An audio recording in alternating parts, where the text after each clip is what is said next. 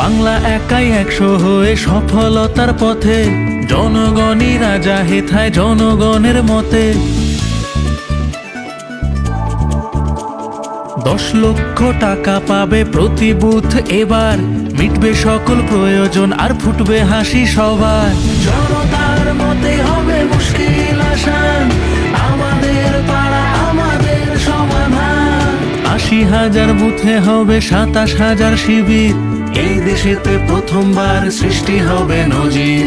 ভবিষ্যৎ গড়ছি মোরা হাতে হাতে রেখে, তাই তো বলি দেশ শিখছে বাংলাকে আজ দেখে। জনতা